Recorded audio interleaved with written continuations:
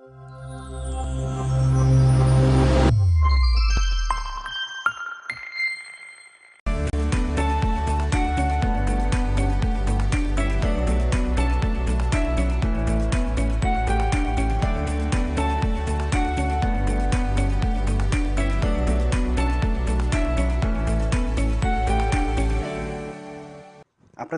সকলকে আমন্ত্রণ জানাচ্ছি আইবিটিভি ইউএস এর অনুষ্ঠান আইবিটিভি ইনফো।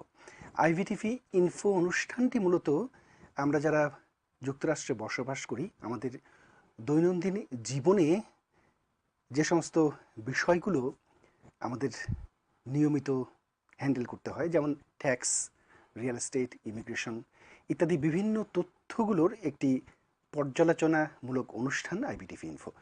আজকে এই অনুষ্ঠানে আমার অতিথি হয়ে আছেন হোসেন জব্বার শৈবাল, এফএমএস গ্রুপের ফাউন্ডার, স্বত্বাধিকারী, দীর্ঘ ২৭ বছর যাবৎ যিনি আমাদের কমিউনিটিকে সার্ভ করে যাচ্ছেন।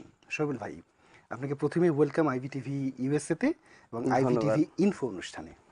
ধন্যবাদ আমাকে এখানে উপস্থিত হওয়ার জন্য। আমি আসলে আই এম রিয়েলি প্রাউড যে আমি আজকে এখানে আপনাদের সাথে এখানে একাত্ম হতে পেরেছি। Hopefully some of the information will be helpful to our viewers. Sure, কারণ আপনার তো একদম একেবারে দীর্ঘ অভিজ্ঞতা, দীর্ঘ 27 ইয়ার্স আপনি এই কমিউনিটিকে সার্ভ করেছেন।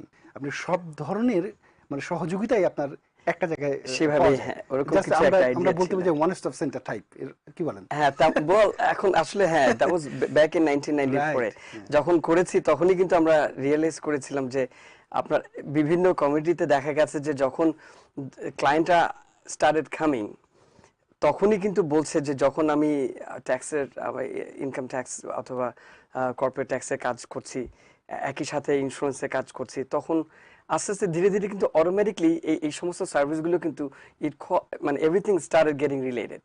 এবং তখন যে সব ব্যবসাগুলো যে একসাথে করার যে সৎসাহসটা নিয়েছিলাম, পরের দিকে কিন্তু আমি গর্বিত দেখেছি অনেক কোম্পানিগুলো, অনেক ব্যবসায়ী আমাদের এই কমিউনিটিতে এসছে, they try to start with the same concept which is really helpful to the community. Right, মানে এফএমএস গ্রুপের একটাই মানে খুবই ভালো একটা বিষয়, সেটা হচ্ছে যে আমার যে ইমিগ্রেশন সংক্রান্ত সহযোগিতা দরকার আমি এফএমএস এ যেতে পারি, আমার ট্যাক্স সংক্রান্ত সহযোগিতা দরকার এফএমএস যেতে পারি, আমার একদম মর্টগেজ সংক্রান্ত দরকার, মানে একটা জায়গায় আপনার যে ক্লায়েন্টরা সব ধরনের সহযোগিতা আপনার ফার্মটা থেকে পেয়ে থাকে। এই কারণেই দ্যাট ওয়াজ রিয়েলি কনভিনিয়েন্ট, তাদের জন্য কনভিনিয়েন্ট এবং আমাদের জন্য অনেকটা convenient, because I can serve the same client with multiple services. এবং তাতে করে আমাদের জন্য কনভিনিয়েন্ট কেন বলছি যে কোনো ফাইন্যান্সিয়াল সার্ভিসেস কিন্তু একটার সাথে রিলেটেড। যেমন ধরেন একজন যেমন রিয়েল এস্টেটের প্রসঙ্গে আসি, যেমন I been A real estate broker since I believe early 2000 in fact 2000, so it's about 22 years. তো মজার ব্যাপার হচ্ছে যে একই সাথে আমি রিয়েল এস্টেট, আমি mortgage company I started at that time. তো ফাইন্যান্সিয়াল ব্যাপারটা যেখানে চলে আসছে যে কেউ বাড়ি কিনতে চাচ্ছে, এখন তার ইনকামের ব্যাপারটা কি, এখন যে জিনিসটা জানতে চাচ্ছে ওটা কিন্তু আমার কাছেই আছে, অনেক প্রশ্নের উত্তর কিন্তু আমার কাছেই আছে, আমাকে কিন্তু সরাসরি বলতে পারছে যে ভাইয়া what do you think I can do। তো আমি কিন্তু দেখতে পাচ্ছি যে তার ফাইন্যান্সিয়াল অবস্থা কিরকম বা তার বাড়ি কেনার পজিশনটা কিরকম। সো অলওয়েজ একটার সাথে কো রিলেটেড এবং আমার কাজ করতে সুবিধা হয়েছে। বা সে যখন বাড়ি কিনতে যাচ্ছে তখন তার হোম ইন্স্যুরেন্সটা করতে হবে, সেক্ষেত্রে তাকে অন্য কোথাও যেতে হয়নি, কারণ আমার অফিস থেকে বলেছি আচ্ছা ঠিক আছে হোম ইন্স্যুরেন্সটা এখান থেকে করে দিচ্ছি। So he gets the service in one place. এবং তাকে এই যে কনভিনিয়েন্সটা আমাকে আসলে আমিও বলবো যে আমাদের ক্লায়েন্টদেরকে তাদের কারণে আমরাও অনেক দূর আজকে এখানে এসেছি, বিকজ তাদেরকে সেই কমফোর্টটা দিতে পেরেছি বলে। আপনি যেহেতু রিয়েল এস্টেট প্রসঙ্গটা তুললেন, রিয়েল এস্টেট নিয়ে একটু আলোচনা করতে চাই। এখন তো একদম একেবারে বাড়ি কেনা তো আমার মনে হয় যে সবার মধ্যে একটা আতঙ্কের একটা ব্যাপার, যে সুদের হার যেহেতু বেড়ে গেছে আর কি। এখন কি অবস্থা রিয়েল এস্টেট একটু বলেন দেখি। ওকে, সারপ্রাইজিংলি রিয়েল এস্টেট মার্কেট কিন্তু এখনো it didn't go down, এখনো যায়নি। আসলে এটা ব্যাপার হচ্ছে কি যে আমি আরো বলবো যে পোস্ট প্যান্ডামিক, প্রি প্যান্ডামিক চেয়ে আমি বলবো যে পোস্ট প্যান্ডামিকের সময় বাড়ির দামগুলো কিন্তু ধুধু করে বেড়ে গেছিল। যদিও বলছিল যে তখন অনেক মানুষ, তখন আমাদের সাপ্লাই ছিল কম, ডিমান্ড ছিল বেশি, যে বাড়ি কিনছিল অনেক বেশি দাম দিয়ে কিনতে হচ্ছিল। ইন্টারেস্ট রেট ওয়াজ অ্যামেজিংলি লো। তো ইন্টারেস্টের একটা ইম্প্যাক্ট কি জানেন, যে এটা একটা সিম্পল একটা ম্যাথ। কারণ একটা মানুষ যখন একটা বাড়ি কিনে তার দুটো ব্যাপার থাকে, যদিও বাড়ির দামটা কত সেটা তো একটা ব্যাপার আছে, কিন্তু at the end of the day আমি চিন্তা করব যে আমাকে মাসে কত টাকা মর্টগেজ দিতে হবে। এই মর্টগেজ পেমেন্টটা কিন্তু Solly depending on interest rate, তাই না? তো ইন্টারেস্ট রেট যদি আপনার কম হয় আপনি কিন্তু মোর মানি লোন আপনি অ্যাফোর্ড করতে পারছেন within the same income. True. তো যেটা হয়েছে যে আপনার ইনকামটা recently it started going up, so it's kind of temporarily it's scaring people. কারণ এখন যেটা হচ্ছে যে বাড়ির সেম দামে যে বাড়িটা কিনছে, মনে করেন যে আজকে থেকে 6 মাস বা 12 মাস আগে যে বাড়ি কিনেছে আপনার, এখন সেম দামে সেম বাড়িটা যদি কিনতে যায়, আপনার দেখা গেল যে তার আরেক বন্ধু কিনেছে সেম দামে সেম বাড়ি, বললো যে এই তোমার মর্টগেজ পেমেন্টটা কত, জাস্ট এন এক্সাম্পল, বলছে যে আমি $3,200, তো বলছে যে আমার তো এখন $3,600 মান্থলি পেমেন্ট আসছে। এখন আনলেস তার যদি হায়ার ইনকাম না থাকে, এই $400 কিন্তু একদম এক্স্যাক্টলি এই মানিটা কিন্তু চলে যাচ্ছে সুদে। এটা কিন্তু কোনো পেব্যাকও নাই। এমনি যেমন মনে করেন বাড়ি কিনছি আমি, যে আমি আস্তে আস্তে আমার ঋণ শোধ হচ্ছে, আমার ইকুইটি বাড়ছে, কিন্তু সুদ যখন আপনি বেশি দিচ্ছেন ইটস জাস্ট এন ইন্টারেস্ট, এটার কোনো রিটার্ন নেই। সো এইটার একটা ইম্প্যাক্ট টেম্পোরারিলি থাকে। তবে আমি বলবো লং রানে আমি কিন্তু দেখছি না যে বাড়ির দামটা অস্বাভাবিকভাবে যে কমে যাবে বা কমে যাচ্ছে, এমন কোনো ইম্প্যাক্ট কিন্তু নাই। আচ্ছা, ওই যে মানে জাস্ট মানে কি বলে, ডাউন পেমেন্টের উপর কি ডিপেন্ড করে অনেক কিছু? ইয়েস, মানে কত পার্সেন্ট ডাউন পেমেন্ট? হ্যাঁ, এটা it's a very good question. কারণ ডাউন পেমেন্টের একটা ফ্যাক্টর জেনারেলি যে কোনো সময় মানুষকে আমরা সবসময়, আমি অন্তত আমার ক্লায়েন্টদেরকে অ্যাডভাইস করি যে আপনি বাড়ি কেনার জন্য চিন্তা ভাবনা করলে at least try to save 20%. Okay. I mean 20%, about 25% together of the money you wanted to buy. মানে আপনি যে দাম দিয়ে বাড়ি কিনবেন। Just to give an example, কেউ যদি $500,000 দিয়ে একটা বাড়ি কিনে, তার 25% is about what, $125,000. এটা আইডিয়ালি একটা, it's not a set amount. এটা এমন না যে আপনাকে এটা থাকতেই হবে, এটা না থাকলে হবে না, এটা কম থাকলে হবে না, এটা বেশি থাকতে হবে বা কম থাকতে হবে। It's just a magic number. কেন বলা এটা? দুটা কারণে। একটা হচ্ছে কি যে 20% ডাউন পেমেন্ট, আর ওই 5%টা you need additional for closing cost, এই জন্য আমি 25% বলেছি।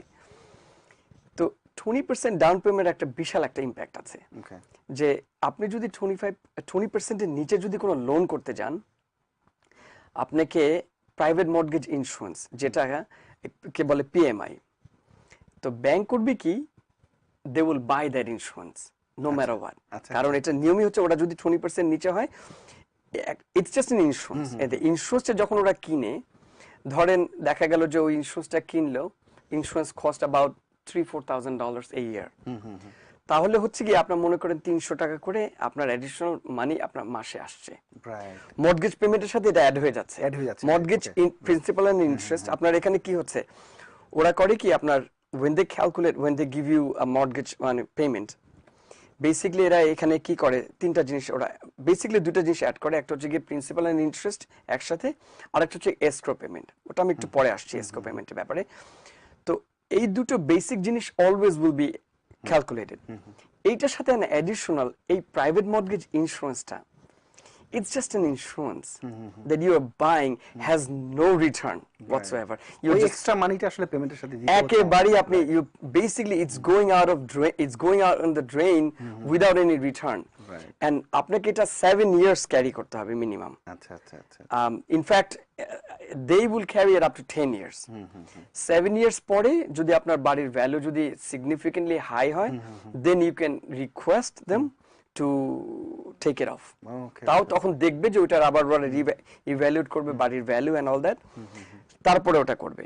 তো আপনি just to give an example, আপনি যদি $300 করে আপনি যদি দেন, লেটস সে আমি একদম মোটামুটি কম অ্যামাউন্টই বলছি, $300 করে 3 বারং 36, আমি $3,600 for 10 years, that's extra $36,000 you're just giving out for absolutely no reason. So 20% ডাউনটা দিলে এই পেমেন্টটা থাকছে না। সো এটা একটা ফ্যাক্টর আছে। আর যে কোনো ভালো রেট পাওয়ার জন্য ব্যাংক কি করে, যেমন অনেকে বলে যে I've got good rate, I've got এই রেটিংটা interest rate is a factor of many many things. একটা বাড়ি যখন লোন করতে যাচ্ছে, যেমন ধরুন ব্যাংক আপনাকে দেখবে আপনার is that one family house অথবা টু ফ্যামিলি হাউস, এটার একটা ফ্যাক্টর আছে।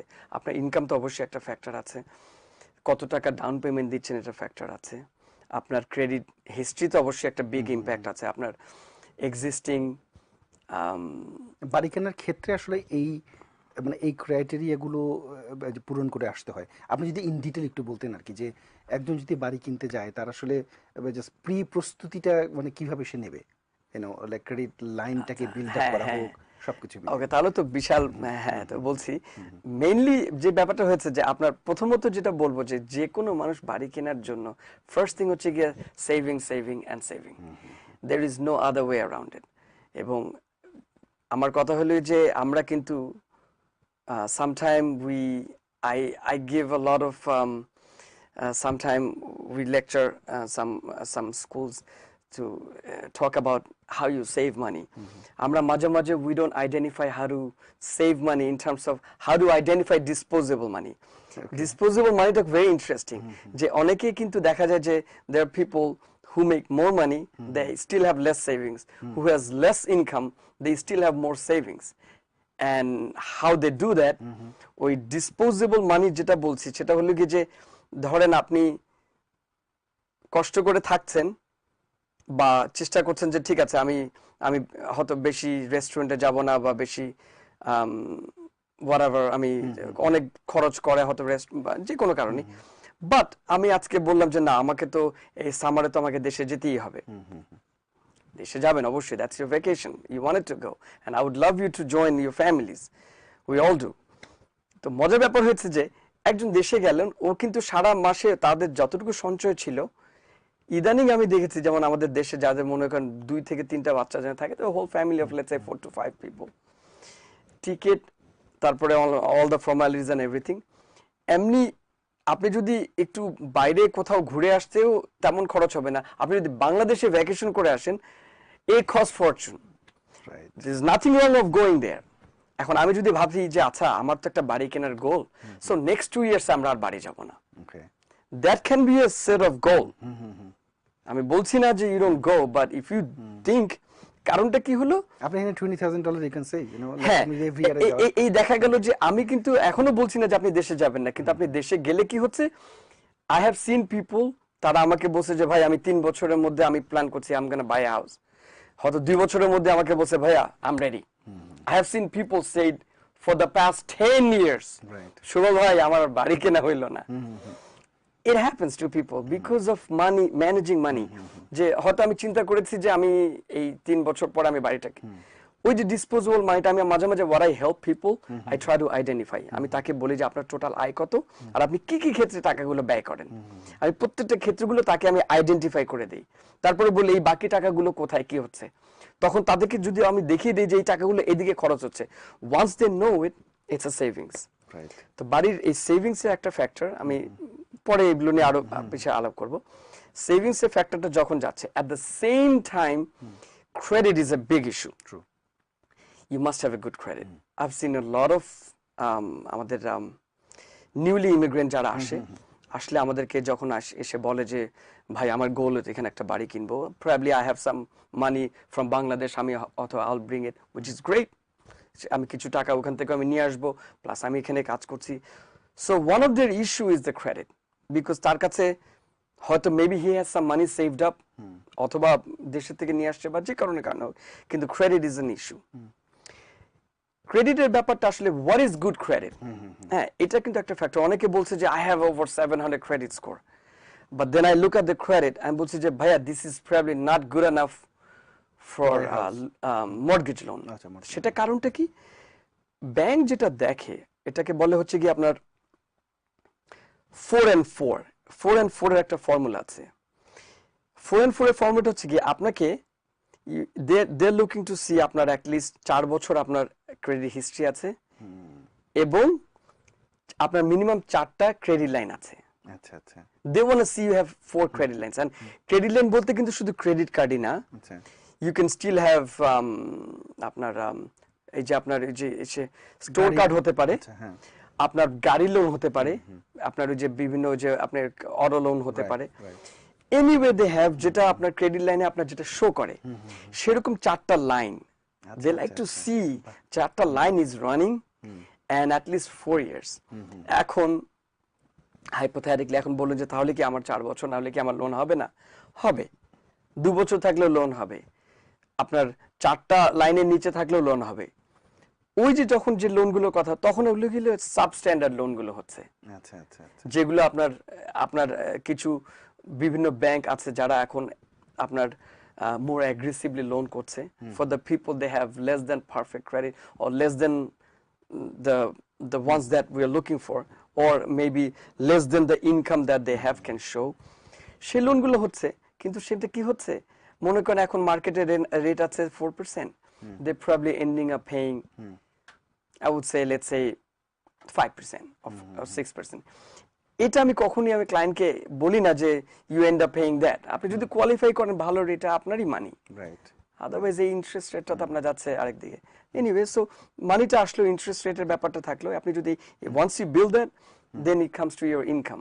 আচ্ছা, এর সাথে একটা সম্পূর্ণ প্রশ্ন একটু করতে চাই, সেটা হচ্ছে যে আপনি বললেন যে যারা এদেশে আসে একদম একটা নিউলি ইমিগ্রেন্ট হয়ে আর কি, তারা তাদের ক্রেডিটটা কিভাবে বিল্ড করবে, মানে এই সম্পর্কে যদি একটু বলেন, মানে গুড ক্রেডিট বিল্ড করার ওয়েগুলো কি, সূত্রগুলো কি? দ্য ভেরি ফার্স্ট থিং তাদের করা উচিত যে একদম ভেরি ফার্স্ট ডে তাকে কেউ ক্রেডিট কার্ড দিচ্ছে না বা দিবে না। একটা ব্যাপার কি জানেন, এখানে কিন্তু যে কোনো সময় any new person can get a secured credit card.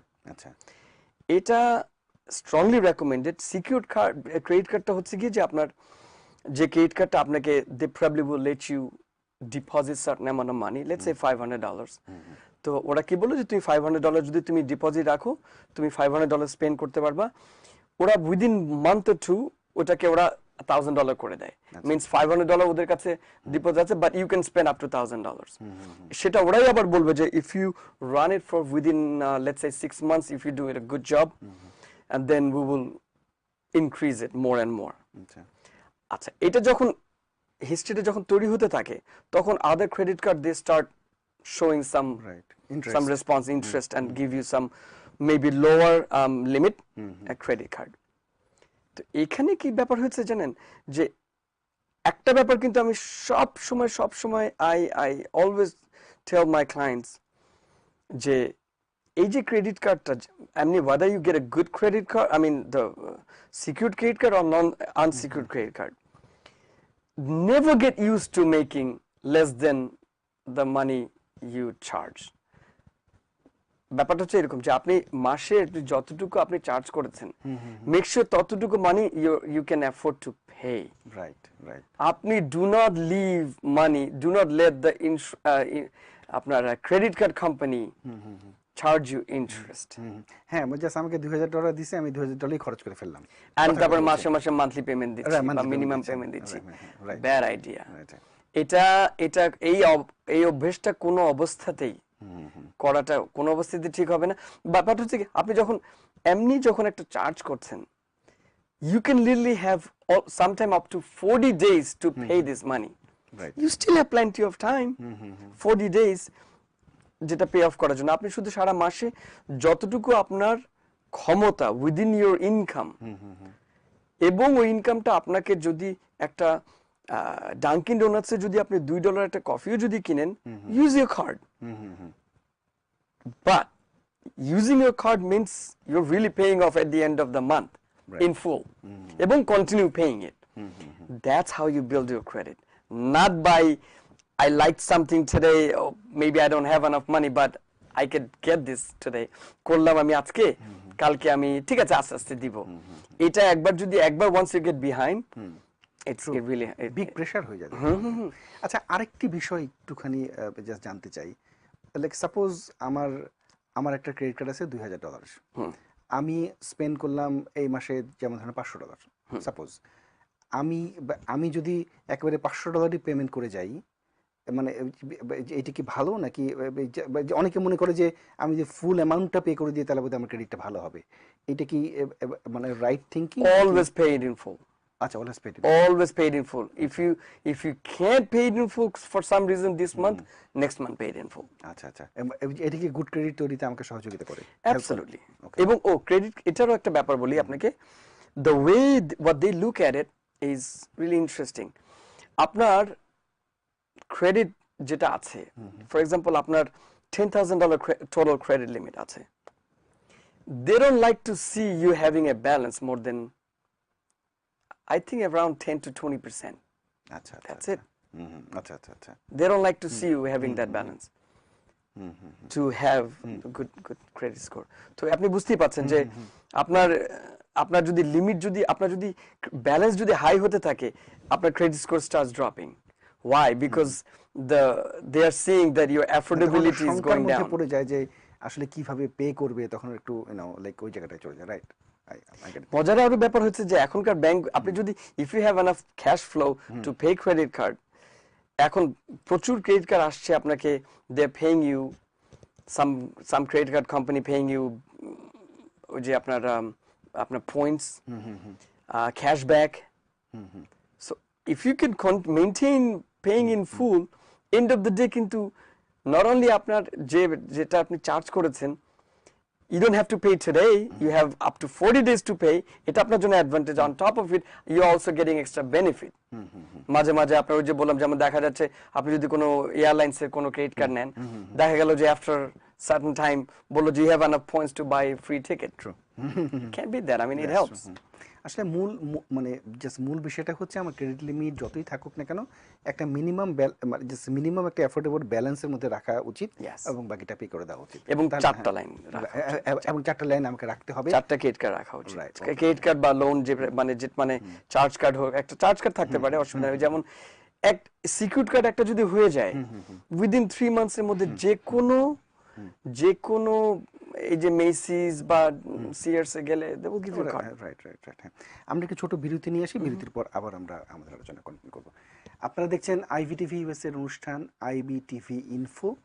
IBTV ইনফোতে আমার আজকের অতিথি হোসেন জব্বার শৈবাল, এফএমএস এর ফাউন্ডার এবং স্বত্বাধিকারী। আমরা একটু ছোট্ট বিরতি নিচ্ছি, বিরতির পর আবার ফিরে আসছি।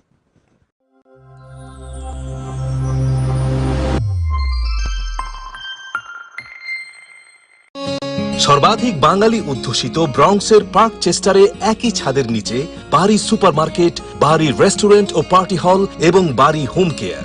গত 7 বছর ধরে বাড়ি হোম কেয়ার নিউ ইয়র্কে বিশ্বস্ততা আর ভালোবাসার সাথে সেবা দিয়ে আসছে। আপনাদের ভালোবাসায় নতুন সংযোজন বাড়ি সুপারমার্কেট। হোম কেয়ার রিলেটেড যে কোনো প্রয়োজনে আপনারা বাড়ি হোম কেয়ারের সঙ্গে যোগাযোগ করুন। আপনাদের ভালোবাসা আর স্যাটিসফ্যাকশনই হচ্ছে আমাদের উদ্দেশ্য।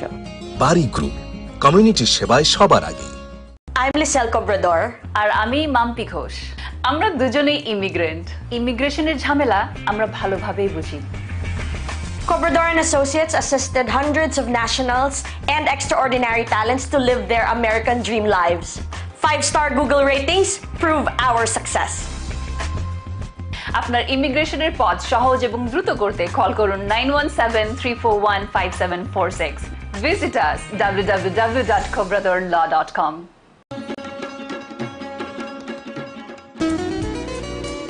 আমার কথা একটাই, ইমিগ্রেন্ট এল্ডার হোম কেয়ার। বয়স যাই হোক, আপনিও আপনার প্রিয়জনকে সেবা দিতে পারেন উপার্জন ঠিক রেখে। শুধু পিতামাতা আর শ্বশুর শাশুড়ি নয়, আপনার ছেলে মেয়ে এমনকি প্রতিবেশী আত্মীয় স্বজনদের সেবা দিয়ে সর্বোচ্চ অর্থ উপার্জন করতে পারেন।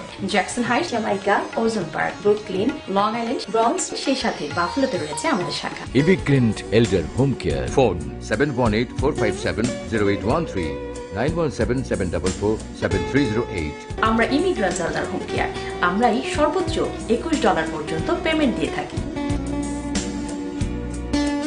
আপনি কি সর্বনিম্ন ফি সর্বোচ্চ রেটে বাংলাদেশে টাকা পাঠাতে চান? তাহলে চলে আসুন সানমান গ্লোবাল এক্সপ্রেসে।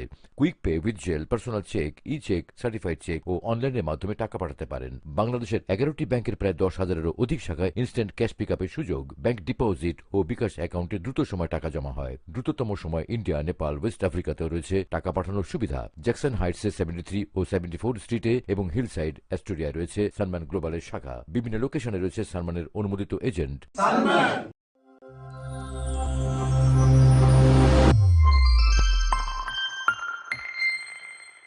আবারও ফিরে এলাম বিরতির পর। আপনারা দেখছেন আইবিটিভি ইনফো। আইবিটিভি ইনফোতে আমার আজকের অতিথি হোসেন জব্বার শৈবাল, এফএমএস এর স্বত্বাধিকারী এবং ফাউন্ডার। আচ্ছা শৈবাল ভাই, একটা প্রশ্ন, যে ফার্স্ট হোম বায়ার যারা আর কি, তাদেরকে স্পেশাল কোনো বেনিফিট তারা পায়, যে একদম একেবারে প্রথম বাড়ি আমি কিনছি, এ ধরনের কোনো কি যে মানে স্পেশাল কোনো ফ্যাসিলিটি কি পায় তারা? কিছু কিছু সময় গভর্নমেন্ট কিন্তু কিছু বেনিফিট দিয়েছে। I think that was back in let's see today 2007 এইটার সময় কিন্তু একবার বেনিফিট দিল, I think about $7,500 IRS মানে ফেডারেল গভর্নমেন্ট এক্সট্রা মানি দিয়েছিল, জাস্ট এক প্রথমবার দিল যে they have to pay back interest free $500 every month for 15 years. They were a bit of unlucky কারণ তাদেরকে পে ব্যাক করতে হচ্ছে, কিন্তু ঠিক তার পরের বছরই একই ডিল ছিল $7,500, they never had to pay back. So এরকম কিছু কিছু বেনিফিট কিন্তু থাকে, ওগুলো গভর্নমেন্টের কিছু বেনিফিট যদি পাওয়া যায় সেগুলো অবশ্যই আই মিন গ্ল্যাডলি নেওয়া উচিত যে ফার্স্ট টাইম হোম বায়ারদের। কিন্তু one of the biggest impact anybody who becomes an home owner, যেটা সবাই প্রশ্ন করে যে ভাই where do I get mostly benefited? যাদের মোটামুটি ইনকাম আছে, let's say people, I would say household income over $100,000, হ্যাঁ তারা মোটামুটি একটা রাফলি আবার $500,000 একটা বাড়ি অ্যাফোর্ড করতে পারে somehow স্কুইজ করে। ব্যাপার হচ্ছে যে একই মানুষ যখন সে ভাড়া দিচ্ছিল, রেন্ট পে করছিল, যেমন ধরেন একটা $100,000 ইনকামের যে লোকটা, তার অ্যাফোর্ডেবিলিটি থাকা উচিত অ্যারাউন্ড $30,000 হওয়া উচিত তার মর্টগেজ পেমেন্ট, রাফলি about 30, it can go up to $36,000 maximum, but রাফলি 30। তো 30 হলে হয় কি আপনার $2,500 আপনার মর্টগেজ পেমেন্ট হচ্ছে। আচ্ছা, $2,500 মর্টগেজ পেমেন্টটা এই মানুষটা যদি আপনার যে $2,500 মর্টগেজ দিচ্ছে, টেকনিক্যালি সে কিন্তু লট মোর বেনিফিটেড কোথায়, যে যখন সে বাসাটা যে তার ছিল না, রেন্ট পেমেন্ট করতো, সে $100,000 মানে ভেরি ইন্টারেস্টিংলি যে $100,000 সে একই ট্যাক্স ফাইল করতো। আমি একটু ট্যাক্সের প্রসঙ্গে চলে আসছি, যে হয়তো দেখা গেল যে সে আমাকে বললো যে আমার হাউস হোল্ড মেম্বার অনুযায়ী তার ট্যাক্স যেভাবে দিচ্ছিল everything stage as it is, তাতে সে ধরেন আপনার সে ব্রেক ইভেন হতো। আচ্ছা, basically and of the day যত টাকা ট্যাক্স দিয়েছে, যত টাকা সবকিছু মিলে মোটামুটি ব্রেক ইভেন, অথবা $few $100 মোর অর লেস, কোনো ডিফারেন্স নাই। সে একই মানুষ ওই মর্টগেজ পেমেন্টে যখন দিচ্ছে, দেখা গেল যে at least about extra $5,000 say refund পাচ্ছে। মানে আমি ট্যাক্স বেনিফিটটা এখানে, হ্যাঁ, দ্যাট $5,000 কিন্তু আপনি দেখেন that's almost like $400 a month extra. এখন $400 কি আমি কি বলবো না তাহলে, যে টেকনিক্যালি যে মানুষটা $2,500 মর্টগেজ দিচ্ছে, আমার ম্যাথ অনুযায়ী সে কিন্তু মর্টগেজ দিচ্ছে এখন $2,100, কারণ সেই $400 কিন্তু you have to think of saving. কেন সেভিং হচ্ছে? কারণ সে এখন তার ট্যাক্সে প্রথম যখন বাড়ি যখন তার ছিল না, তখন তার যে ট্যাক্সের যে ডিডাকশনটা পায় একটা certain amount of money, say beside যে তার হাউস হোল্ড মেম্বার ছাড়া সে মর্টগেজ ইন্টারেস্টটা যেটা দেয় এটা ট্যাক্স ডিডাক্টেবল, সে প্রপার্টি ট্যাক্সটা যেটা দেয় এটা ট্যাক্স ডিডাক্টেবল। আর কেউ যদি মাল্টি ফ্যামিলি হাউস থাকে, he gets a much more benefited, সেটা পরে আসছি। বাট এই যে মানিটা সে দিচ্ছে, এটা এই যে ধরেন আপনার 3×36 লেটস সে $30,000 সে দিল, মোস্টলি ইন্টারেস্ট অ্যান্ড প্রপার্টি ট্যাক্সের যে টাকাটা সে দিল, এই টাকাটা তার ইনকাম থেকে I deducted from their income. So তার যদি ট্যাক্স ব্র্যাকেট যদি থাকতো ফেডারেল স্টেট মিলে মনে করেন 20 to 25%, so 20% ইনকাম আপনার $30,000, 20% কিন্তু that's $6,000. So এই মানিটা এর আগে যখন তার মর্টগেজ ছিল না, he didn't have the choice for the deduction. এই মানিটা কিন্তু তার extra coming an extra income. So এই জিনিসটা কিন্তু that's how people move forward. আর সবচেয়ে বড় ব্যাপার যেটা সবাই দেখে বাড়ি কেনার সময়, যে দেখেন আপনি যখন একটা let's say if you're just if you're a working person, আপনি কাজ করেন, it doesn't matter how much money you earn, you can only save so much because you know you only have আপনার কারণটা বলি so much যে আপনার আয়ের উপরে কিন্তু আপনার লিভিং স্টাইলটা স্ট্যান্ডার্ডটা কিন্তু এভাবেই কিন্তু চলে আসে। হয়তো একটা certain amount of money saving, কিন্তু এটার একটা সার্টেন পোর্শন কিন্তু হ্যাঁ প্রতি মাসে বা প্রতি বছর আপনি জানেন এক্স্যাক্টলি এত টাকা আপনি সেভ করতে পারবেন। But when you own a house, আপনি একটা বাড়ি কিনেছেন $500,000 দিয়ে, দ্য রুল এটা হচ্ছে গিয়ে এটা ন্যাশনাল রুল যে এভরি 10 to 12 ইয়ার্সে property value goes double, which is around what 6-7% ইন্টারেস্টে আপনার এটা আপনার ডাবল হয় 7%-এ। তো এটা হলো কি আপনার real estate value growth of the property. তো $500,000 আপনি আজকে থেকে 10 বছর পরে আপনার the property value is $1 million। এই $500,000 you never saved, you never had to save, it's an automatic। আপনি এদিকে ডাবল হয়ে যাচ্ছে 10 বছর পরে আর কি নেবে, আর আপনার এদিকে মর্টগেজ কমে যাচ্ছে। রাইট। সো আচ্ছা, আরেকটি বিষয় একটুখানি জানতে চাই, যেমন ধরেন এদেশে যারা বসবাস করে মানে যখন মানে ওরা রিটায়ারমেন্টে যখন যায় আর কি, রিটায়ারমেন্টের যে টাকাটা, ওই টাকাটা কি আমি বাড়ি কেনার ক্ষেত্রে খরচ করতে পারবো? আমি খুবই একটা অত্যন্ত গুরুত্বপূর্ণ একটা প্রশ্ন করেছেন আমাকে, কারণ এটা in fact I should have thought about it। এটা আমি থ্যাংক ইউ যে আপনি আমাকে এটা প্রশ্ন করেছেন, কারণ এটা আমি সত্যি ভিউয়ারদেরকে আমি আসলে জানাতে চাই এই ব্যাপারটা নিয়ে। সেটা হচ্ছে দেখেন, রিটায়ারমেন্ট মানিটা is solely for your retirement, you are not suppose to take it out before 59.5। আচ্ছা, এটার ইম্প্যাক্ট আমি বলি। প্রথম কথা হচ্ছে যে absolutely unless it's absolutely necessary, never take that money out from your retirement account until you're 59.5। আচ্ছা, তারপরেও এখানে গভর্নমেন্ট কিছু ক্ষেত্রে কিছু ছাড় দিয়েছে, যেমন ফার্স্ট টাইম হোম বায়ার বলেছে যে okay up to $10,000 you can take it out.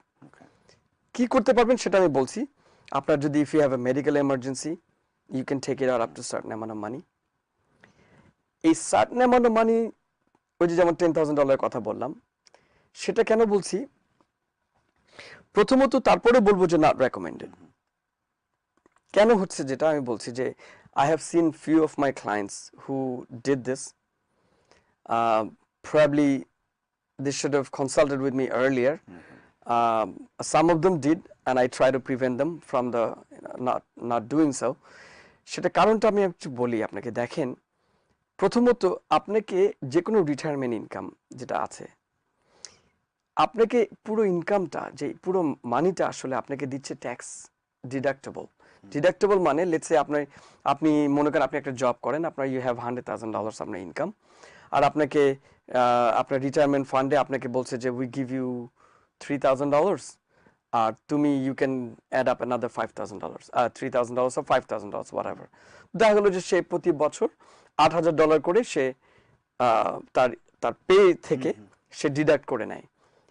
এবং ডিডাক্টটা করলে কি হচ্ছে, আমরা যখন ট্যাক্স ফাইল করতে যাচ্ছি, মনে করেন তার টোটাল ওয়েজ ইনকাম ছিল $100,000, অথচ তার ট্যাক্সেবল ইনকাম শুরুই করি আমি $92,000 দিয়ে। সে $8,000 is not even there on the paper. entire money is tax deductible, মানে ডিডাক্ট করে দিয়েছে। এখন কেন করেছে আর কি ইম্প্যাক্ট, তারা বলেছে যে তুমি এই টাকাটা তোমাকে আমি ট্যাক্স সম্পূর্ণ ডিডাক্ট করে দিলাম, তোমাকে ট্যাক্স পে করতে হবে না, কিন্তু আপ টু 15.5 এর পরে তুমি টাকাটা ইউ ক্যান কালেক্ট। তুমি যখন নিবা তখন তুমি এই মানিটা যেটা তুমি এখন ইনকাম হিসেবে রিপোর্টই করো নাই, তখন তুমি টাকাটা যখন আবার নিতে থাকবা তুমি ইনকাম হিসেবে রিপোর্ট করবা, কিন্তু তোমাকে কোনো পেনাল্টি চার্জ করবে না। পেনাল্টিটা হচ্ছে কি আরো অ্যাডিশনাল 10%। তাহলে কি হচ্ছে, যেমন ধরেন একজন $100,000 সে ইনকাম করছে, যেটা যেমন আমি just giving an example of XYZ একজন ক্লায়েন্টের। তার বাড়ি কেনার সময় তার he needed money, he had a little bit of short, so চিন্তা করলো I have so much money left, so why don't I take out some money? So he took out additional $30,000 তার রিটায়ারমেন্ট ফান্ড থেকে। He still has some money। এখন দেখা গেছে যে সে $30,000 extra নেওয়ার কারণে যখন আমি ট্যাক্স ফাইল করতে আসলাম, so they gave the papers that he collected $30,000। তখন কি হয়েছে, ওই $30,000 সম্পূর্ণ $30,000 ইজ অ্যাডেড $100,000 সাথে। নাও এই বছরে তার টোটাল ইনকাম হচ্ছে $130,000। আচ্ছা, এইটা গেল একটা। আচ্ছা, $30,000 জন্য স্ট্রেট 10% আপনার পেনাল্টি, দ্যাটস $3,000 তাকে পে করতেই হবে। আর প্রথমত তার $100,000 জন্য যে ট্যাক্স ব্র্যাকেট ছিল, now we are calculating everything based on $130,000। এবং যেভাবেই আমি ক্যালকুলেশন করি, this was always an additional income. So let's say say যদি 20% ট্যাক্স ব্র্যাকেটে থাকে, তাহলে এমনি যা ট্যাক্স তার ছিল, এই $30,000 জন্য তারও আরো অ্যাডিশনাল $6,000 দিচ্ছি, প্লাস $3,000 পেনাল্টি, প্লাস এখন আমি নিউ ইয়র্ক স্টেটের ট্যাক্সটা আমি এখনো ক্যালকুলেশন করিনি, মনে করেন অ্যানাদার 6-7%, 8%। সো দেখা গেছে যে এই $30,000 জন্য he ended up paying $14,000 extra for taxes. That's a killing. Right. মানে কষ্ট, এদিকে $30,000 সে বাড়ি কিনেছে, কিন্তু এন্ড অফ দ্য ইয়ারে বলছে he say I don't even have that money right now, where am I going to pay the taxes? That was a penalty for this. সে যদি কোনো ক্রেডিট কার্ড থেকে লোন নিয়ে বা কিছু একটা করে somehow যদি make it up করে নিত, once you withdraw the money, it gets calculated in a really bad way. এই জন্য আমি কখনো রেকমেন্ড করি না যে keep the money for 15.5. আপনাকে অনেক অনেক অনেক ধন্যবাদ। একেবারে যে পুরো সময়টা জুড়ে অনেক তথ্য আপনার কাছ থেকে জানলাম, এবং মানে আশা করছি যে এর পরবর্তীতে অনুষ্ঠানগুলোতে আসবেন এবং এই ধরনের তথ্য আমাদের সাথে শেয়ার করবেন, এবং আমাদের যারা ভিউয়ার আছে এই অনুষ্ঠানের মধ্য দিয়েই তাদের একদম একেবারে জাস্ট প্রতিদিনের জীবনের যে একেবারে টুকিটাকি যে তথ্যগুলো তাদের জানা দরকার, মানে জাস্ট আমাদের প্রতিদিনের জীবনকে সুন্দর থেকে সুন্দরতর করার জন্য এই তথ্যগুলো আমরা তাদের সাথে শেয়ার করতে পারবো। কারণ আপনাদের তো দীর্ঘ অভিজ্ঞতা রয়েছে এই কমিউনিটিতে এবং এই বিষয়গুলো আপনাদের মাথায় আছে। সুতরাং আপনাদের মধ্য দিয়ে যেন আমরা একটু এডুকেট হতে পারি এবং এটা আমাদের জন্য হেল্পফুল হয় আর কি। না, থ্যাংক ইউ, ডেফিনেটলি। আমি অবশ্যই I've always tried helping the community. এবং সবসময় বলি যে যখনই আপনারা আমাদেরকে ডাকবেন অসুবিধা নেই, যতটুকু সম্ভব ইনফরমেশন, যেটা আমাদের অবশ্যই বলবো যে আমাদের ভিউয়ারদেরকে সবসময় বলছি যে আপনারা সবসময় আপনারা প্রশ্ন করবেন। আমি একটা কথা অবশ্য সবসময় বলবো, আমার অন্তঃস্থল থেকে একটাই আমার আপনাদের কাছে বলা, সেটা হলো কি যে অলওয়েজ ট্রাই যে তথ্যটা আপনি যে কোনো রাইট পারসনদের কাছ থেকে নেবেন, প্রফেশনালদের কাছ থেকে নেবেন, আদার দেন পারসন নেক্সট ডোর। কারণ বিভ্রান্ত হবেন না, যাতে করে don't make mistake when it's too late. এটাই আমার বলা আর কি। থ্যাংক ইউ আপনাকে। আচ্ছা, থ্যাংক ইউ। আপনারা এতক্ষণ দেখলেন IBTV US এর অনুষ্ঠান IBTV ইনফো। আজকে আমার অতিথি ছিলেন হোসেন জব্বার শৈবাল, FMS এর স্বত্বাধিকারী এবং ফাউন্ডার। শেষ করছি আমাদের আজকের অনুষ্ঠান। দেখা হবে আপনাদের সাথে আগামী অনুষ্ঠানে।